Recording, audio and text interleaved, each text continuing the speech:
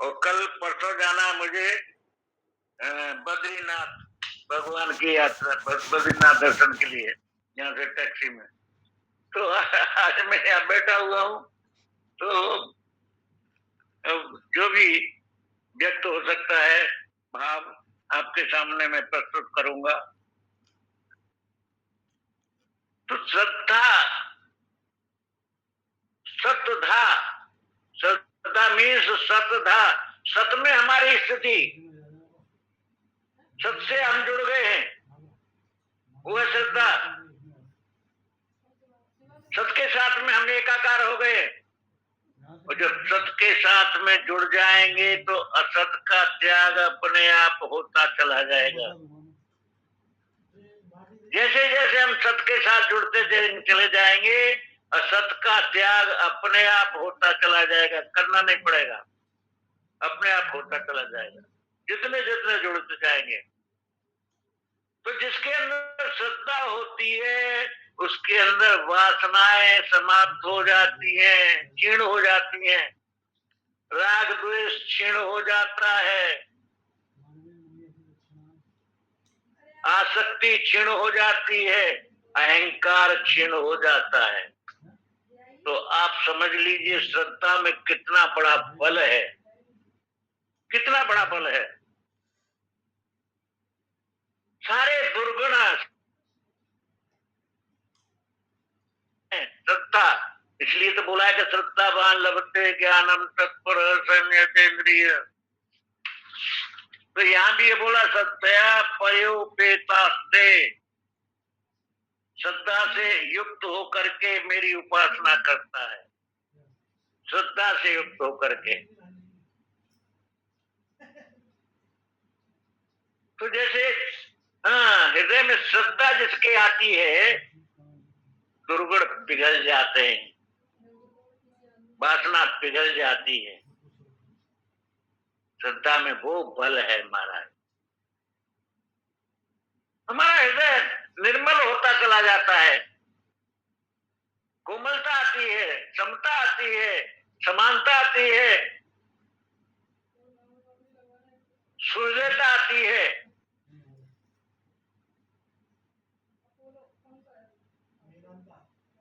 हृदय पवित्र होता चला जाता है, ये श्रद्धा का प्रभाव। जैसे जैसे श्रद्धा जागृत होती चली जाती है, हृदय में एक अद्भुत उमंग, उत्साह, एक मुमुक्षा,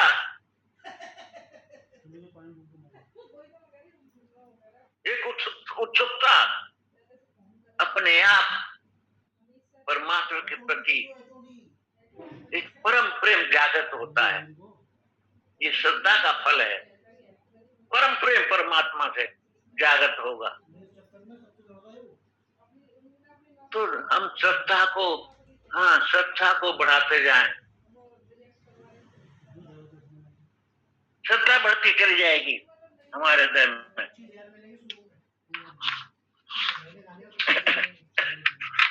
और दूसरी क्या बात बोली? नित्य युक्ता, नित्य युक्त। जब जैसे जैसे परमात्मा से हम जुड़ते जाएंगे, युक्त माने जुड़ते जाएंगे परमात्मा से, जैसे जैसे जुड़ते जाएंगे, नजदीक पहुंचते जाएंगे, संसार अपने आप छूटता चला जाएगा।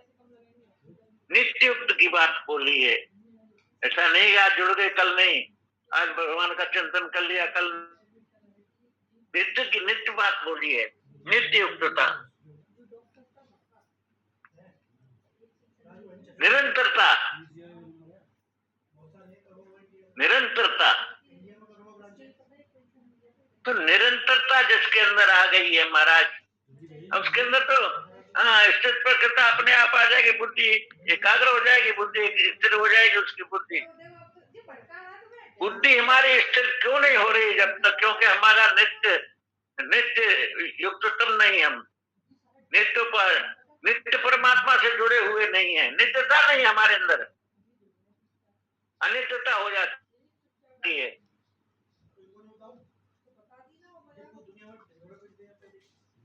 अनित्यम असुखम, अनित्य में सुख नहीं है, नित्य में सुख है। नित्य में आनंद है। अरे देखे, करके देख लो महाराज। 24 घंटे में हम नित्य परमात्मा से कितने जुड़ते हैं, कितने देर के लिए जुड़ते हैं। हाँ, ऐसा नहीं है परमात्मा का ध्यान माला तो चले लेकिन ध्यान दूसरी जगह। कहाँ जुड़े हैं और ढोंग कर रहे हैं परमात्मा से हम जुड़ गए। कहाँ जुड़े परमात्मा से? नित्य तो वही है जो किसका क्रिया, भाव और विचार तीनों परमात्मा से जुड़ गए हैं। तीनों क्रिया भी परमात्मा के लिए हो रही है, हमारे भाव भी परमात्मा में जुड़े हुए हैं, हमारे विचार भी परमात्मा से जुड़े हुए हैं। वो है नित्युक्त।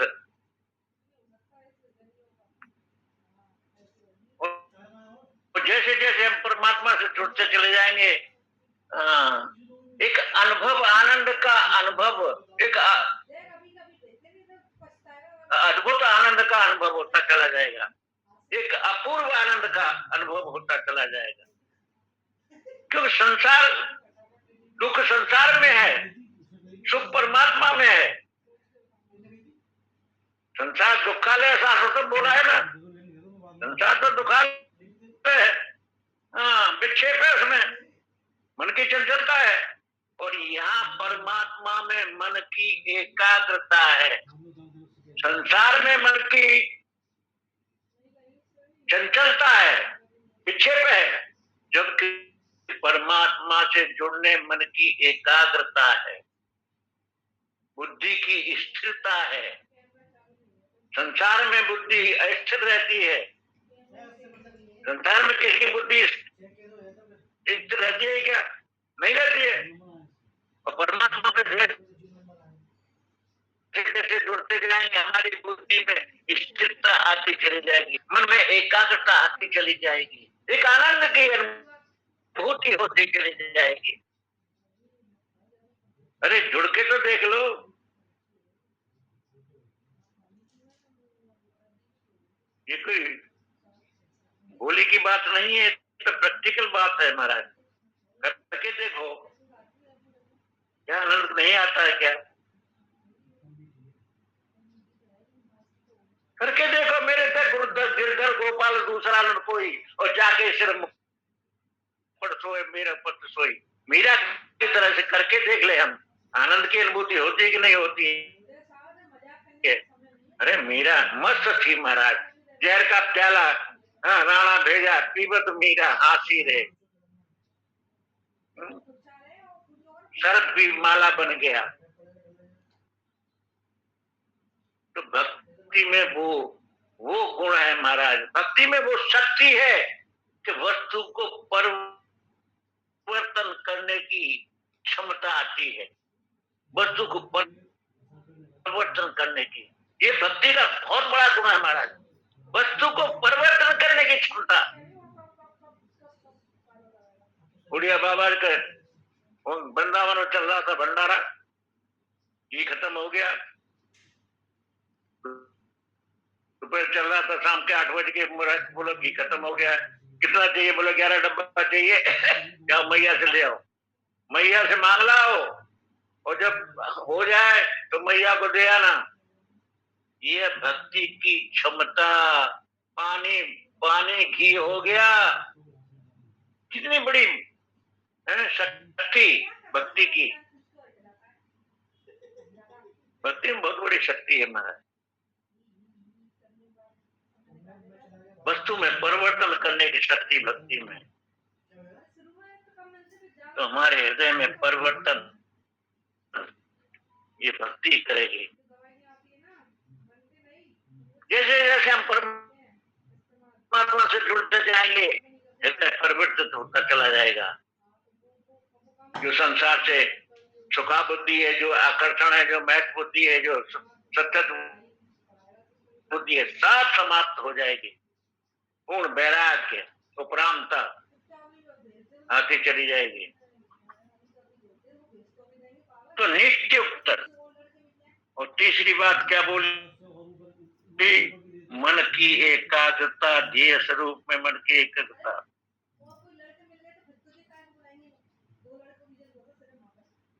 एकाग्र। तो मैया बेश मनोए माम नित्युक्ता उपासते।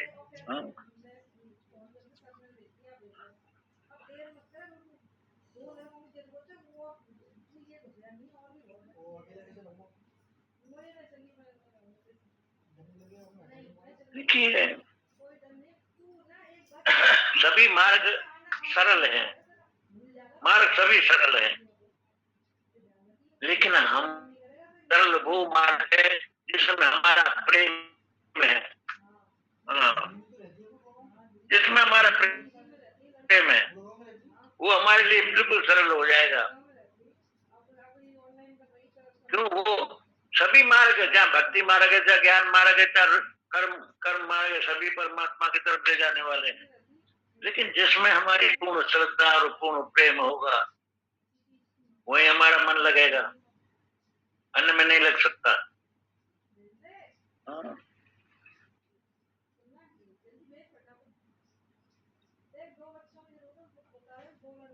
क्योंकि प्रत्येक जो साधन जो है वो अपने चुना हुआ मार्ग ही सबसे सरल उसको प्रतीत होता है ना मन।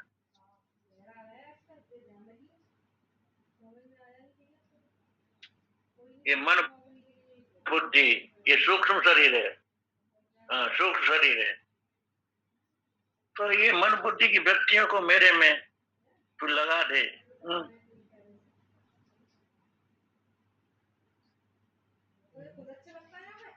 हमारी वृत्ति परमात्मा के आसपास विचरण करती रहे।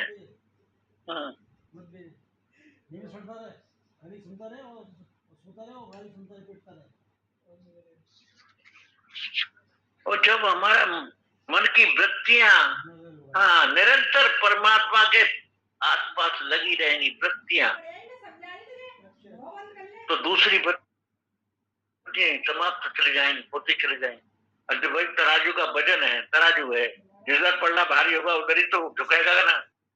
तो परमात्मा का चिंतन वो पल्ला भारी हो जाएगा तो ये संसार का पल्ला जो है हल्का हो जाएगा।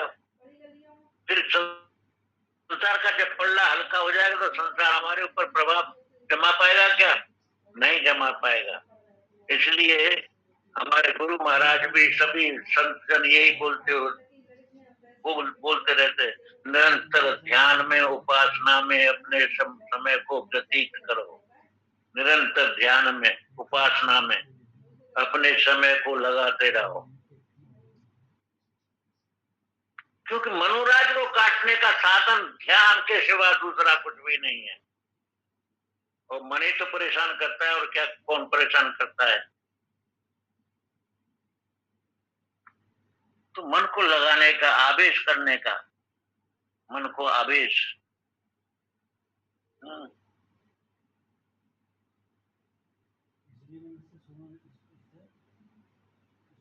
आवेश शब्द सूच किया गया है महाराज। सबका अर्थ है कि रूप के साथ में वृत्ति का नहीं, रूप का भेदन है।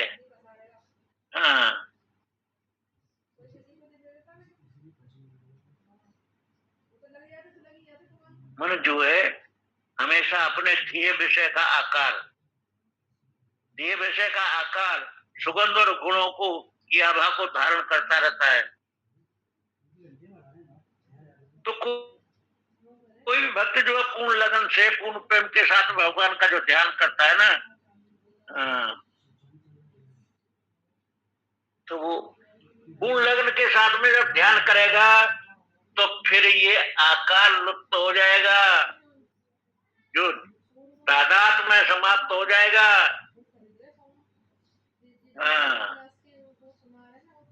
जो हम व्यक्तिगत रूप में अपने आपको हम जो माने बैठे हैं 3.5 हाथ का, वो लुप्त हो जाएगा।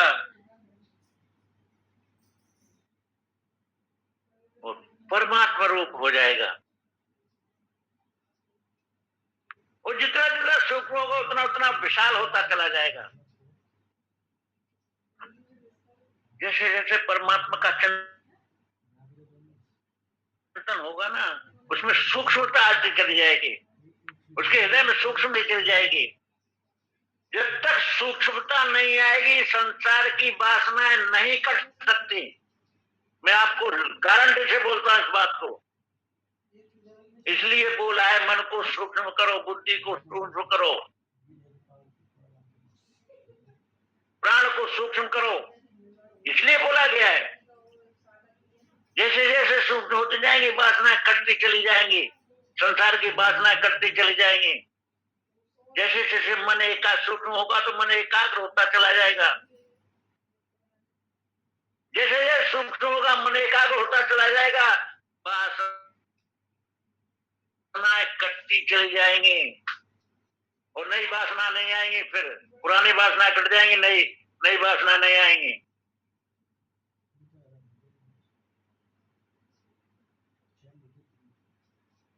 तो परमात्मा के साथ जुड़ जाएगा महाराज।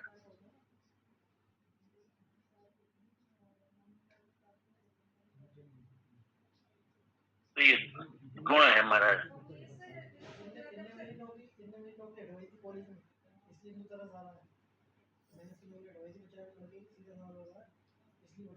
नित्युक्त का मतलब है नित्य नियमित उपासना के समय आत्म संयम उसके अंदर आत्म संयम आ जाता है। आत्म संयम का मतलब क्या है? संयमन इंद्रियम सर्वत्र समबुद्धय सर्वभूत हितेरता। आत्म संयम, क्योंकि इंद्रिय मन उसका संयमित हो गया, इसी का नाम आत्म संयम। संयमन इंद्रियम सर्वत्र समबुद्धय, इंद्रिय ज्ञान संयमित होगा, मन भी संयमित हो गया। क्योंकि मन जब तक संयमित न होगा तो इंद्रिय संयमित नहीं हो सकती, और जब तक बुद्धि स्थिर नहीं होगी तब तक मन भी संयमित नहीं हो सकता, इंद्रिय भी संयमित नहीं हो सकती। क्योंकि मन तो सारथी है ना, और लगाम है मन, सॉरी बुद्धि तो सारथी है, लगाम है मन, और घोड़े हैं इंद्रिया। तो सारथी जब तक स्थिर नहीं है तो लगाम को कैसे खींचेगा, फिर इंद्रिया कैसे बस में होंगी? तो आत्म संयम युक्त तमा होने के लिए आत्म संयम बहुत जरूरी है।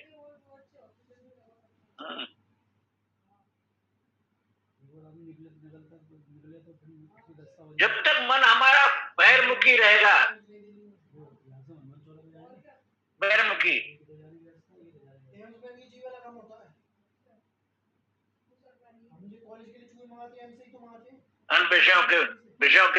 विषयों में विचरता रहेगा, ये जो परमात्मा है उसके साथ जुड़ नहीं सकता जब तक बहिर्मुखी है। इसलिए बोला है कि अंतर्मुख होकर त्यागो चंचलता अपने चित्त की, अंतर्मुख होकर त्यागो चंचलता अपने चित्त की, यदि कर न सके तुम ऐसा तो जीवन व्यर्थ गमाया। यदि कर न सके तुम ऐसा तो जीवन व्यर्थ गमाया। सोचो किसने क्या पाया, मानव क्यों जग में आया। तो बहिर्मुखता नहीं, अंतर्मुखता होनी चाहिए मन की, और मन की अंतर्मुखता मन की कब होगी? जब एकाग्रता आएगी। बिना एकाग्रता के मन की अंतर्मुखता नहीं हो पाएगी।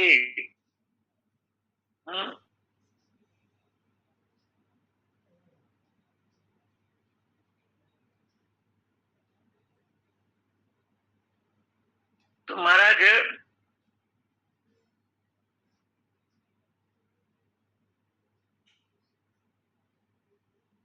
तो जो अंतर्मुख जो मन हो जाता है, ऐसे मन का ध्यान ध्येय में स्थिर करने की जो कला का नाम यही ये महाराज आत्म संयम। मन का ध्यान ध्येय में स्थिर, हमारा ध्यान जो है मन का ध्यान ध्येय में स्थिर हो जाए। ध्येय को ना परमात्मा में स्थिर हो जाए, यही आत्म संयम है।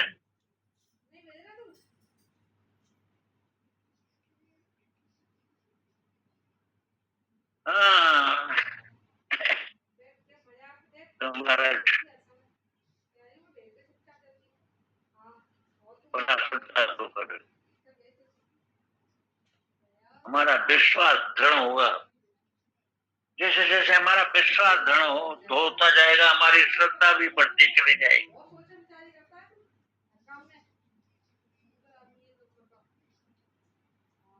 हाँ। ते में युक्त तमामता युक्ततम हो जाए। योग नाम अब सर्वेशम, शर्मा जी ने ये श्लोक लिया था 48वां। योग नाम अब सर्वेशम मदगतेन अंतरात्मा, मदगतेन अंतरात्मा।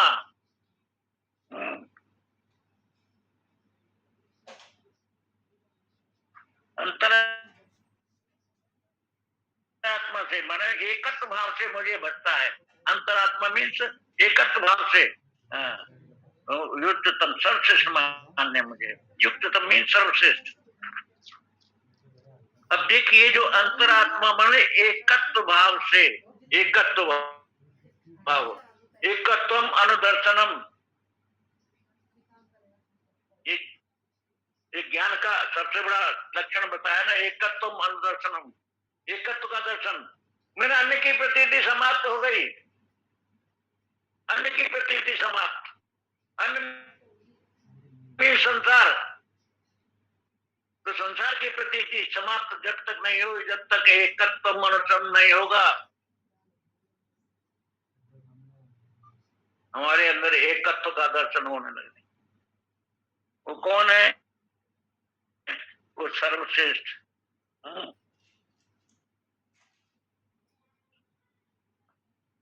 तो सारे साधनों में महाराज यहाँ बताया गया है कि ध्यान योग को सर्वश्रेष्ठ साधन बता दिया है अध्यात्म साधनों में। तो यहाँ इस श्लोक में बताया कि सर्वश्रेष्ठ योगी कौन है। योग नाम अब सर्वेशम, सारे योगियों में सर्वश्रेष्ठ योगी कौन है?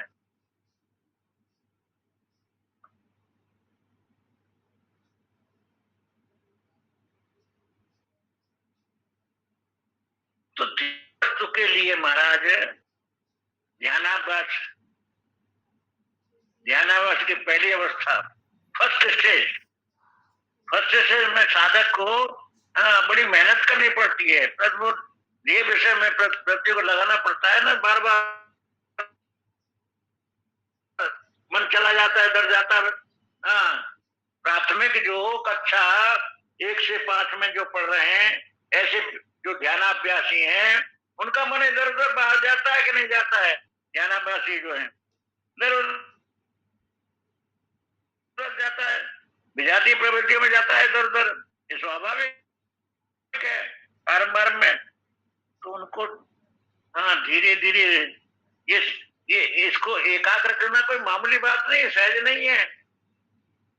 क्योंकि चित्त की वृत्ति इधर उधर भागती रहती है, इधर उधर भागती रहती है। आपने तो अनुभव किया ही है, रोजाना अनुभव करते हैं।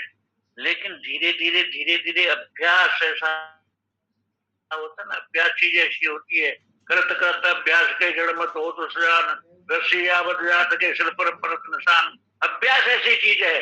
अभ्यास मीन्स बारम्बार दोहराना। और बारम्बार दोहराने के लिए साधन भी करना पड़ता है। साधन कौन सा करना पड़ता है कि आसन को सिद्ध करो। ध्यानाभ्यास के लिए इसका आसन सिद्ध नहीं, उसका प्राण सिद्ध नहीं हो सकता, उसका मन सिद्ध, मन एकाग्र नहीं हो सकता, प्राण सूक्ष्म नहीं हो सकता जब तक आसन सिद्ध नहीं होगा। तो आसन को बैठने का अभ्यास बनाम धीरे धीरे रीढ़ को सीधा करके, ग्रीवा को सीधा करके, पैर हिलने न पावे, हाथ हिलने न पावे, आंख हिलने न पावे, कहीं कोई शरीर का हिस्सा हिलने न पावे। जैसे खूंटा गाड़ दिया। तो ऐसे जब आसन आपका स्थिर हो जाएगा तो आपका प्राण अपने आप स्थिर होने लग जाएगा। ये मैं बार बार बोला करता हूँ, प्राण स्थिर होने लग जाएगा। आपके अंदर जो जठराग्नि है वो तेज हो जाएगी। आपके अंदर प्रदूषण है, अरे बहुत से बीपी, ये सारे सारे दुर्गुण जो गैस का है, सब बिना बिना बिना दवा के ही ठीक हो जाएंगे, बिना दवा के ही। कितने लोग तो बिना दवा के ठीक हो जाएंगे? क्योंकि वहां से सारा प्रदूषण निकल रहा है महाराज, अंदर से सारी नसों में से प्रदूषण निकलता है। करके देख लो आप, अगर विश्वास हो तो करके देख लो। जैसे जैसे आप स्थिरता आती चली जाएगी, शरीर सूक्ष्म होता चला जाएगा, और सूक्ष्म होता जाएगा, तादात्म्य अपने आप कटता चला जाएगा। ये तादाद तुम्हारा शरीर के साथ तादाद में, तो बिना सूक्ष्मता के तादाद कटता ही नहीं है ना। आत्म संयम, ये आत्म संयम है महाराज, ये इंद्रिय निग्रह है।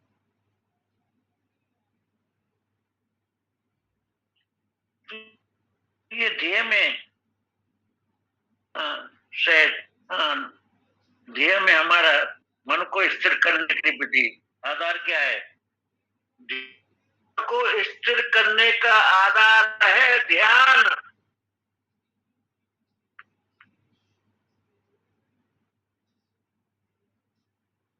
ध्यान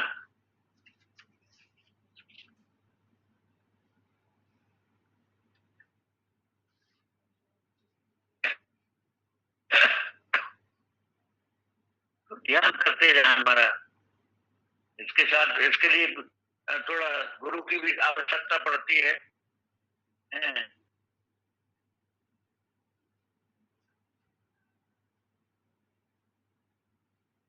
योगी अनेक प्रकार के होते हैं,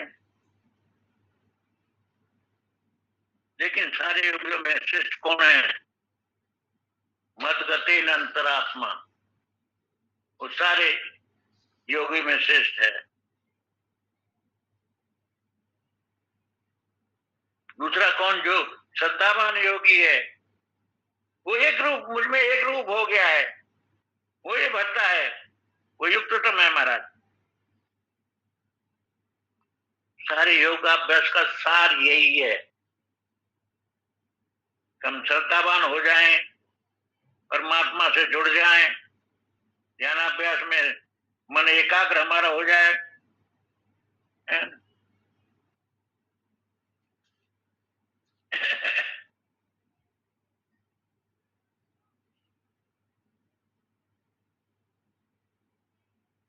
तो ध्यानाभ्यास का प्रयोजन क्या है? मन को संगठित, अंतःकरण आत्मस्वरूप में लीन करना, शुद्ध स्वरूप की, अपने स्वरूप की अनुभूति, यह ध्यानाभ्यास का प्रयोजन। ध्यानाभ्यास का प्रयोजन बताया, मन को संगठित करना,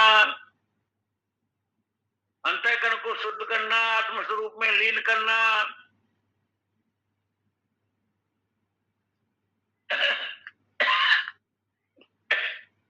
क्योंकि अंतःकरण शुद्ध हो जाएगा, मन बुद्धि शुद्ध हो जाएगी। अंतःकरण मीन्स मन बुद्धि चित्त अहंकार। ये अंतःकरण शुद्ध हो गया तो अहंकार जो है गलत हो जाएगा, गल जाएगा, और चित्त में जितने संस्कार बैठे हुए हैं, वो धुलते चले जाएंगे संस्कार। क्योंकि संस्कार ही तो हमारे अंदर संकल्प पैदा करते हैं ना, बिना संस्कार के संकल्प पैदा ही नहीं होता है ना। समय हो गया ना, यहीं पे वाणी को विराम देता हूँ, कल चलेगी महाराज।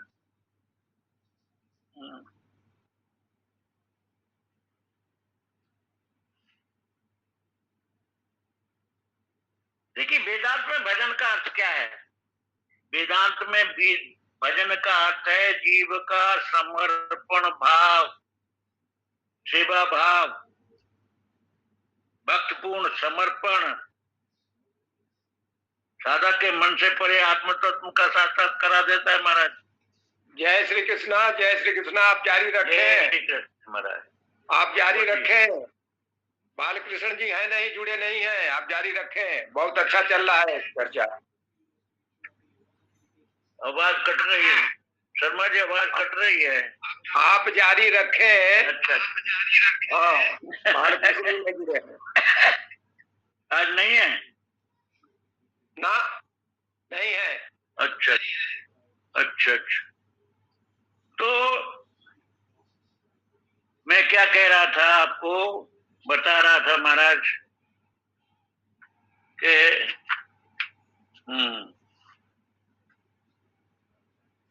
मन को एकाग्र, ये ध्यानाभ्यासी एक ध्यान अभ्यास ऐसा है जिससे मन एकाग्र होता है। क्योंकि ध्यान मीन्स एक में स्थिति, ध्येय में हमारी स्थिति, ध्यान के द्वारा ही हम ध्येय में स्थित होते हैं। ध्येय मीन्स परमात्मा, ध्यान मीन्स किसका? परमात्मा का। ध्यान, ध्यान मीन्स अटेंशन। तो अटेंशन मीन्स हमारा सारा जो हमारा भाव है, ध्यान मीन्स भाव हमारा परमात्मा से जुड़ जाए। हमारा सारा अंतःकरण का जो भाव है वो परमात्मा से जुड़ जाए, यही ध्यान है। जितने भी भाव है हमारे सारे परमात्मा से जुड़ जाए, परमात्मा का। तो वहां पे देखिए ध्यान दो तरह का होता है, साकार का भी निराकार का भी। साकार रूप में भी ध्यान किया जाता है, निराकार रूप में भी ध्यान किया जाता है। मैं ज्यादातर निराकार रूप का ध्यान करता हूँ। तो अपने अपने भाव है, ये भी अपना अपना भाव है। तो ध्येयाकार वृत्ति बनाने के लिए, ध्येयाकार वृत्ति बनाने के लिए मन का सूक्ष्म होना बहुत जरूरी है। ध्येयाकार वृत्ति बनाने, और मन सूक्ष्म कब होगा? जब विषय निर्विषय होगा। तो उसके लिए महाराज यम नियम का पालन बहुत जरूरी है। जब तक यम नियम का पालन नहीं होगा आपका ध्यान नहीं लगेगा। अहिंसा, सत्यम, ब्रह्मचर्य, अस्तेय, अपरिग्रह। नियम का पालन हो कि न हो, लेकिन यम का पालन हो जाए। अगर नियम का पालन नहीं होता कोई बात नहीं, सोच संतोष दान, नियम का पालन, यम का पालन हो जाए। ब्रह्मचर्य का पालन बहुत जरूरी है। अगर ब्रह्मचर्य का पालन नहीं है ना, शरीर स्थिर नहीं हो पाएगा आपका। शरीर के अंदर एक ऊर्जा क्रिएट होती है, इसलिए आसन सिद्ध होना बहुत जरूरी है। ऊर्जा क्रिएट होती है, वो ऊर्जा ही आपके अंदर स्थिरता देती है। जो आपके अंदर ऊर्जा, ध्यान करते करते एक ऊर्जा, एक शक्ति आपके अंदर प्रकट होगी, वो ही आपके मन को स्थिर करेगी महाराज। वो आपकी बुद्धि को स्थिर करेगी। तो ध्यानाभ्यास करते जिसके अंदर ऊर्जा उसी के अंदर क्रिएट होगी जिसके अंदर मन एकाग्र हो गया है। एकाग्र ऊर्जा क्रिएट हो ही नहीं सकती है। और जैसे जैसे ऊर्जा आपके अंदर क्रिएट होती चली जाएगी, तादाद समाप्त होता चला जाएगा। क्योंकि उसके अंदर ताकत है, बल है, एक बहुत बड़ा बल है आपके अंदर। इतनी शक्ति है, इतना ताकत है, इतना बल है जिसकी कोई सीमा नहीं, कोई सीमा नहीं। इसलिए तो योगी लोग 300 500 वर्ष तक जीते थे पहले, अब तो कह रहे एक भी नहीं ऐसा। क्योंकि हम अपने आप को संयमित नहीं रख पाते हैं। मनुष्य क्या नहीं कर सकता? एक हमारे गुरु महाराज बोलते थे, मनुष्य क्या नहीं कर सकता? एक 24 साल 75 साल के संत थे, 75-80 वर्ष के। उन्होंने एक मटका टूटा हुआ, उसके खपरा बोलते ना, उसके ऊपर लिखा हुआ था मनुष्य क्या नहीं कर सकता। तो उन्होंने यही सिद्ध करने के लिए चले गए एक राजा दरबार में, वहां पे बगीचा में बैठ गए राजा बड़ा श्रद्धालु था, उसने मालूम पड़ा को कोई बड़े अच्छे संत आए हुए हैं, तो अपने सिपाही को भेजा कि महाराज को बुला लाओ भोजन के लिए। महाराज ने बोला हम नहीं आएंगे जब तक राजा नहीं आए। मंत्री को भेजा, मंत्री बुला के लाओ। मंत्री से बोल दिया हम नहीं आएंगे, राजा आएंगे जब। अब राजा खुद आया। महाराज महाराज हाथ जोड़ के बोला अब भोजन के लिए। बोले हमारी एक शर्त है। बोले महाराज क्या शर्त है? हम पूरा करेंगे आपकी शर्त। बोला आपके जो जो 16 साल की कन्या है आपकी राजकुमारी, उसके साथ मेरी शादी कर दो। अब राजा तो काटे तो खून नहीं, ये महात्मा 75 साल 80 साल का ये बोल क्या रहा है? और वो संत भी फिर भी संत है, कोई गृहस्थ होता दूसरी बात है। तो ये एक साधु और 80 वर्ष का साधु और बोल रहा है 16 वर्ष की कन्या से मेरा विवाह कर दो जब भोजन करेंगे। मंत्री बड़ा चतुर था उनका, बोलने लगा महाराज ठीक है हम आपकी कन्या का ब्याह कर देंगे, लेकिन हमारी एक शर्त है। बोले क्या शर्त है?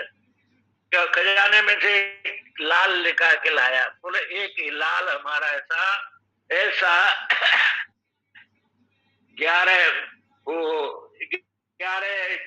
31 लाल और लाके दे दो तो कि माला कंठा बन जाएगा, तो हमारी राजकुमारी को कंठा पहना देंगे, तो फिर आपके साथ में शादी कर देंगे। महात्मा जी बोला ठीक है हमको 2 महीने दे दो। बोलो ठीक है 2 महीने दिया। 2 महीने में हम आप लाल ले आओगे, इतने ही 31 लाल या जो भी एक माला के लिए, तो हम कन्या की शादी तुम्हारे साथ में कर देंगे। तो उन्होंने जो पढ़ा था कि मनुष्य क्या नहीं कर सकता, चल दिए साहब समुद्र किनारे पे आकर के कमंडल लिया, पूरा सवेरे से लेकर के शाम तक, और कमंडल से लेकर के पानी को बाहर उलीचने लग गए।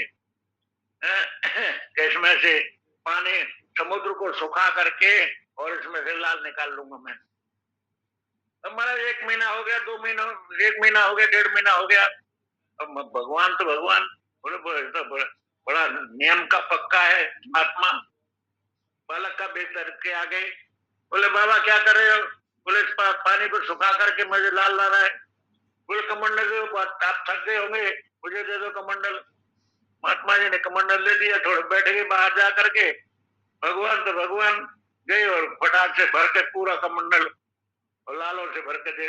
बोले लो महाराज जी आप लाल लाल लाल लाल कह रहे थे, ले को ये लाल। महात्मा जी तो लेकर चल दिए, पहुंच गए वहीं पर राजा के दरबार में। बोलो ये लाल लेके आ गए। अब महाराज तो वो तो बाजे का पक्का।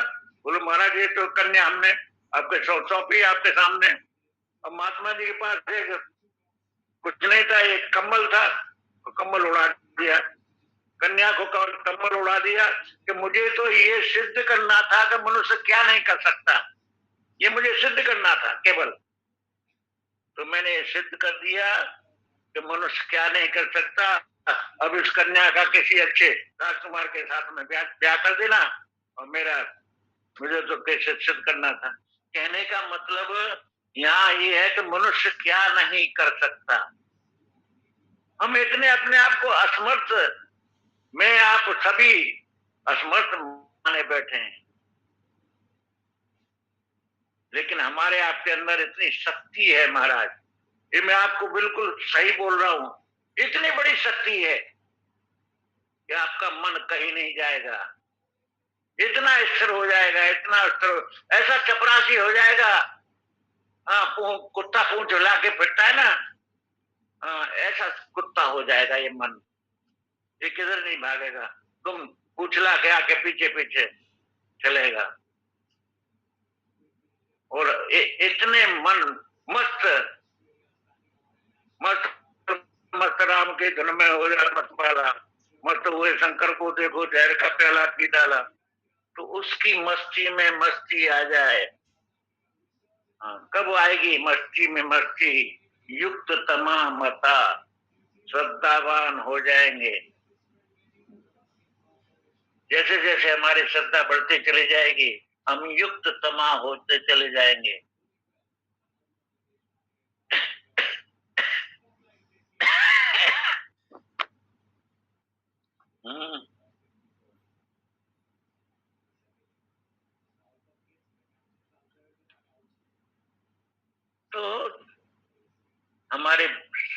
हमारा शरीर है, हमारे एक हाथ दिए भगवान ने, पैर दिए हैं, ये सेवा में लग जाए। वाणी दी है, भगवान का नाम जप में लग जाए। आंखें दिए भगवान के दर्शन में लग जाए। कान दिए भगवान का नाम गुण श्रवण में लग जाए। तो पूरा शरीर हमारे परमात्मा के कार्य में लग जाए तो हम युक्त तमाम हो जाएंगे। इन्हीं शब्दों के साथ मैं यहाँ वाणी को प्रणाम देता हूँ। बोलो सच्चिदानंद भगवान की जय, वाके बिहारी लाल की जय, सतगुरुदेव भगवान की जय। जय जय श्री राधे श्याम, जय श्री कृष्ण। अब मैया एक भजन सुना दो। अब मैया, जय श्री कृष्ण। जय श्री कृष्ण। जय श्री कृष्ण। राम राम धुनि गूंजते भव भय जाते भाग।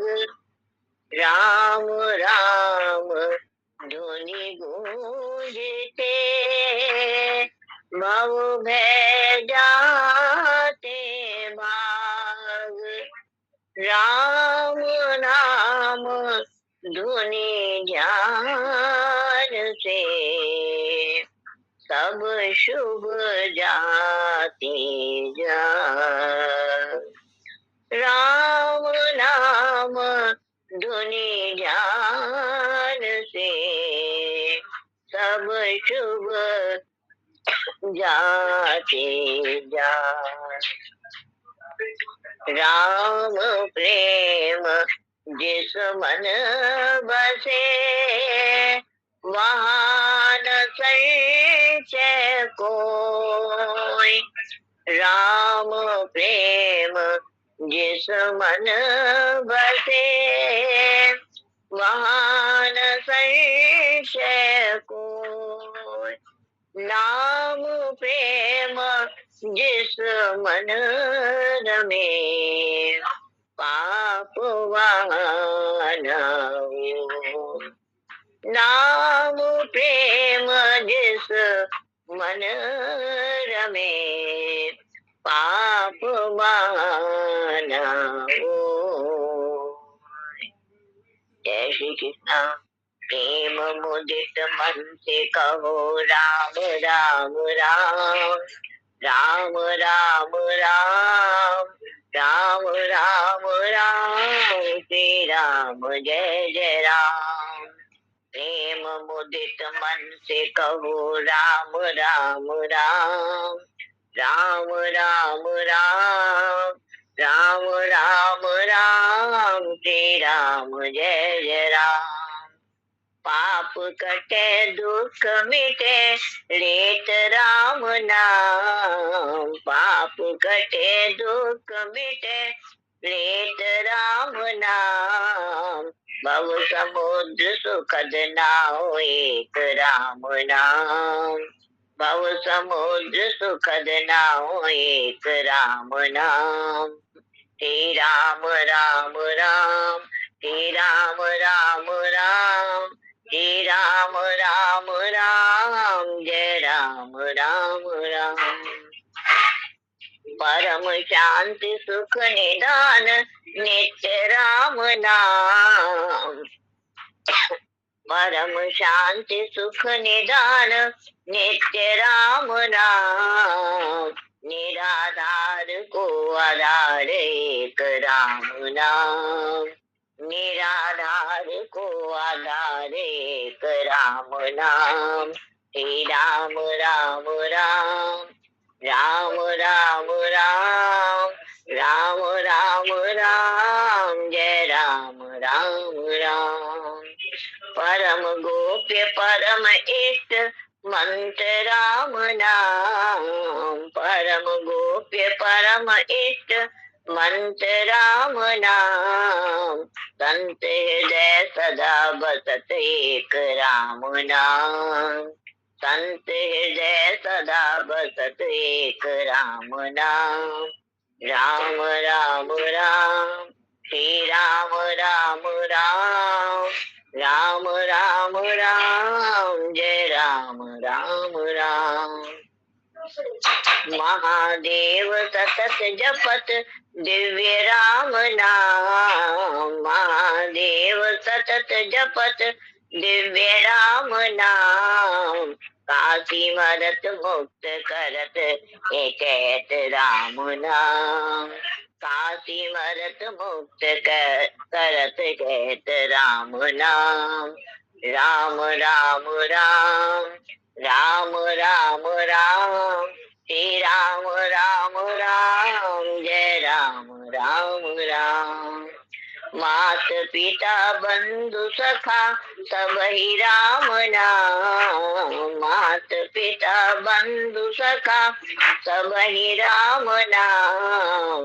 भक्त जनन जीवन धन एक राम नाम, भक्त जनन जीवन धन एक राम नाम। श्री राम राम राम श्री राम राम राम श्री राम राम राम जय राम राम राम जय राम राम राम। प्रेम मुदित मन से कहो राम नाम राम, राम राम राम राम राम राम श्री राम राम राम जय राम राम राम श्री राम जय जय राम। और श्री भगवान की जय, और साचे दरबार की जय। सभी को सादर प्रणाम, सादर नमन। जय श्री कृष्णा।